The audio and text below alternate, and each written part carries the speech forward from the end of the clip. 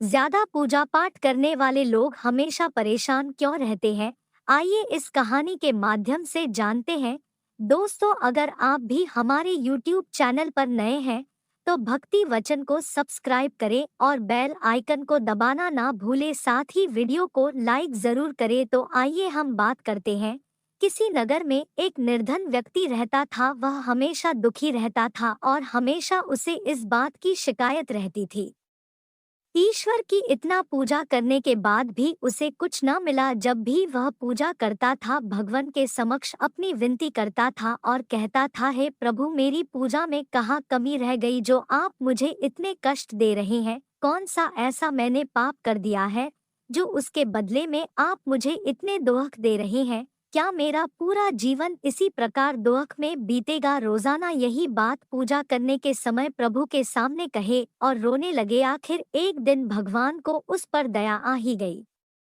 भगवान उसके सामने आए और उससे कहा, वत्स, तुम मुझसे क्या चाहते हो? वह व्यक्ति ईश्वर से बोला, प्रभु, मैं भी दूसरों की भांति सुख और समृद्धि चाहता हूँ, अपना जीवन सुख से बिताना चाहता हूँ। यह सुनकर भगवान से उससे कहा, वत्स, सुख और समृद्धि उसके कर्मों के अनुसार मिलती है। तुम्हें लगता है तुम्हारा पड़ोसी तुमसे ज्यादा सुखी है, तो मैं तुमको दो थैले देता हूँ। एक थैले में तुम्हारे पड़ोसी की बुराई भरी हुई है और दूसरे थैले में तुम्हारे दोष भरे हुए हैं। जो थैला पड़ोसी का है उसे पीठ पर लाद लेना और कभी खोलकर न देखना। जो तुम्हारा थैला है उसे खोलकर देखते रहना। इससे तुम्हें अपने दोष और कमियों को सुधारने का मौका मिलेगा और अपने थैले को सामने की ओर लटका लो। इतना कहकर ईश्वर अंतर्ध्यान हो गए। उस व्यक्ति ने दोनों थैले उठाए और चल दिया, लेकिन उस व्यक्ति से एक भूल हो गई। उसने अपना थैला पीठ पर लाद लिया और उसका मुंह कसके बांध दिया और पड़ोसियों का बुराई से भरा थैला अपने सामने लटका लिया। वो उस थैले का मुंह बार बार खोलकर